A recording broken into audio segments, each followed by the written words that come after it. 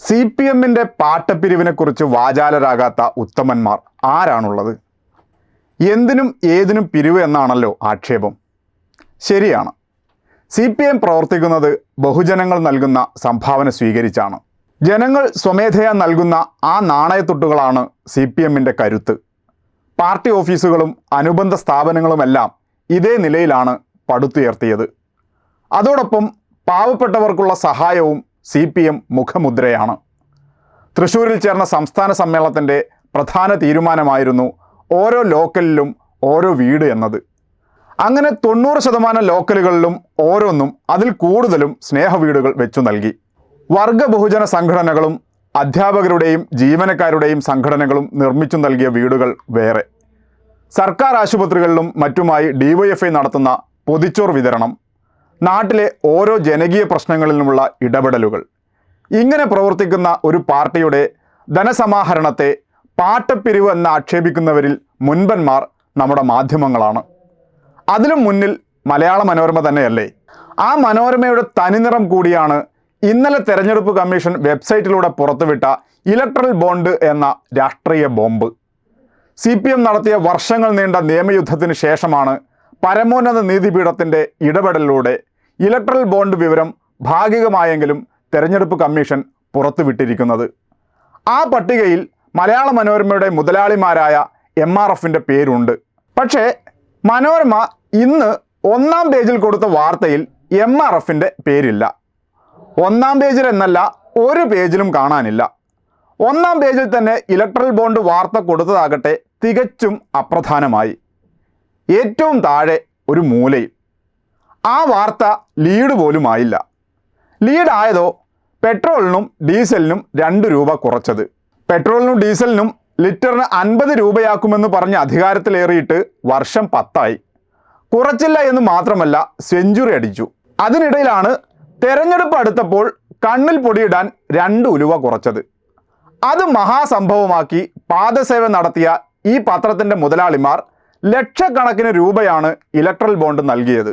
പട്ടിക ഭാഗികമായി മാത്രം പുറത്തു വന്നതിനാൽ മനോരമ മുതലാളിമാർ ആർക്കാണ് കൂടുതൽ കൊടുത്തതെന്ന് വ്യക്തമല്ല. ഏതായാലും BJPക്കായിരിക്കും കൂടുതൽ. പഴയ പറ്റുകാരായ കോൺഗ്രസിനും കൊടുത്തു കാണുമെന്ന് ഉറപ്പാണ്. ഇവിടെ മനോരമ മുതലാളിമാരോട് ഒരു ചോദ്യം. സ്വതന്ത്ര മാധ്യമ പ്രവർത്തനമെന്ന് ഇനിയെങ്കിലും ബഡായി പറയുന്നത് അവസാനിപ്പിക്കാമോ? ഇനിയെങ്കിലും CPM ബഹുജനങ്ങളിൽ നിന്നും മാത്രം ഫണ്ട് സമാഹരിക്കുന്നതിനെതിരായ വിമർശനം നിർത്തുമോ? ഇതൊന്നും നിങ്ങൾ ചെയ്യില്ല എന്നറിയാം. കാരണം സകല തട്ടിപ്പിനും കള്ളപ്പണം വെളുപ്പിക്കലിനുമെല്ലാം നിങ്ങൾക്കുള്ള മറയാണ് പത്രവും ചാനലുമെല്ലാം. അഴിമതിക്കും കൊള്ളയ്ക്കുമെതിരെ ഘോരഘോരം തള്ളുന്ന മനോരമയും കോഴ കൊടുത്ത് ഭരണവർഗത്തെ പാട്ടിലാക്കിയിരിക്കുന്നു.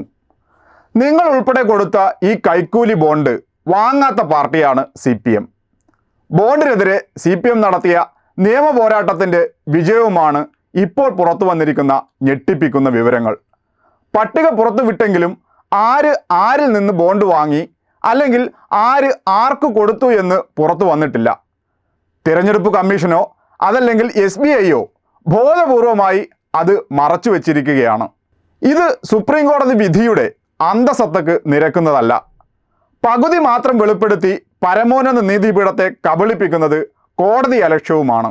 ബോണ്ട് വാങ്ങിയ കൂട്ടത്തിൽ കോവിഡ് വാക്സിൻ ഉൽപ്പാദിപ്പിച്ച സെറം ഇൻസ്റ്റിറ്റ്യൂട്ട് തൊട്ട് കേരളത്തിൽ ചിലയിടങ്ങളിൽ ദേശീയപാത ജോലി കരാർ ഏറ്റെടുത്ത മേഘ കൺസ്ട്രക്ഷൻസിൻ്റെ സഹോദര സ്ഥാപനം വരെ ഉണ്ട്.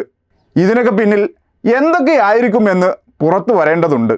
വേദാന്ത തൊട്ട് ഈ വമ്പന്മാർ എടുത്ത ബോണ്ടിൻ്റെ ഏറിയ പങ്കും പോയത് BJP അക്കൗണ്ടിലേക്കാണ്. ബാക്കി കോൺഗ്രസിനും മറ്റു വലതുപക്ഷ പാർട്ടികൾക്കും. അങ്ങനെ ഈ പാർട്ടികൾ ബോണ്ട് വാങ്ങിയ കൂട്ടത്തിൽ സാന്റിയാഗോ മാർട്ടിൻ്റെ സ്ഥാപനമാണ് 1-ാം സ്ഥാനത്ത്. 1368 കോടിയുടെ ബോണ്ടാണ് മാർട്ടിൻ നൽകിയത്. ഓർമ്മയില്ലേ ഈ സാന്റിയാഗോ മാർട്ടിനെ? സാന്റിയാഗോ മാർട്ടിൻ നടത്തുന്ന ലോട്ടറി സ്ഥാപനത്തിൻ്റെ പരസ്യം ദേശാഭിമാനി സ്വീകരിച്ചിരുന്നു.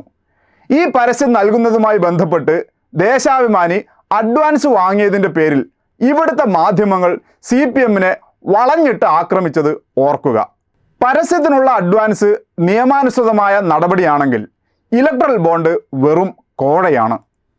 ദേശാഭിമാനി നിയമാനുസൃതം വാങ്ങിച്ചതിൻ്റെ 10 മടങ്ങ്.